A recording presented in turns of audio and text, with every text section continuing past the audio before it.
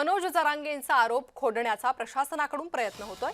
प्रसाधन गृहांसोबतच आझाद मैदान परिसरात विजेची सोय करण्यात आली, चिखल झालेल्या भागात खडी टाकण्यात आल्याची माहिती प्रशासनाने दिलेली आहे। तर आंदोलकांची गैरसोय केली जाते असा आरोप मनोज जरांगेंनी केला होता आणि जाणून बुजून शौचालय बंद करण्यात आली, पाण्याची सोय बंद करण्यात आली असा आरोप त्यांनी केलेला होता। काल माध्यमांसमोरच त्यांनी हे आरोप केले, मात्र हे आरोप प्रशासनाकडून खोडून टाकण्यात आलेले आहे आणि आपण केलेल्या उपाययोजनांची माहिती प्रशासनाने दिलेली आहे।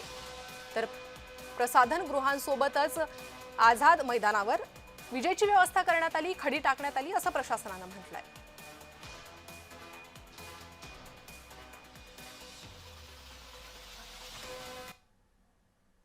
आणि याच संदर्भात अधिक माहिती घेणार आहोत आमचे प्रतिनिधी मनोज दयाळकर यांच्याकडून।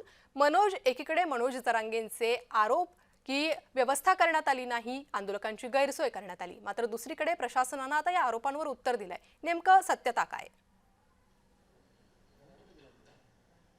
नक्कीच आपण या ठिकाणी बघितलं तर मनोज जरांगे यांचं आंदोलन हे आझाद मैदान या ठिकाणी सुरू आहे आणि त्या ठिकाणी आपण बघितलं आजचा दुसरा दिवस आहे। कालपासून या आंदोलनाला सुरुवात झालेली आहे आणि मोठ्या संख्येने या ठिकाणी मराठा बांधव देखील आझाद मैदान या ठिकाणी आलेले आहेत, पण त्यांची कुठेतरी गैरसोय होते असं या ठिकाणी मनोज जरांगे यांच्याकडनं बोललं जात आहे। आज देखील सकाळी त्यांनी पत्रकार परिषद घेतली, त्या ठिकाणी त्यांनी असा संवाद साधलेला आहे की या ठिकाणी टॉयलेट्स आहेत ते बंद करण्यात आले आहेत, पाणी या ठिकाणी बंद करण्यात आलेलं आहे आणि या ठिकाणी आपण बघितलं तर पूर्णपणे गैरसोय होते आहे नागरिकांचं, आंदोलकांची असे देखील या ठिकाणी बोलले। पण या ठिकाणी प्रशासनाकडून त्यांना खोडून उत्तर देण्यात आलेले आहे। या ठिकाणी आपण बघितलं तर जे खडी आहेत ते पूर्ण आझाद मैदानामध्ये 2 टन ही टाकण्यात आलेली आहे। तसंच आपण बघितलं प्रसाधन गृह हे देखील या ठिकाणी बसवण्यात आलेले आहे। त्यामुळे एकीकडे मनोज जरांगे यांनी केलेले हे आरोप प्रशासन फेटाळून लावत आहे। धन्यवाद या सविस्तर माहितीसाठी।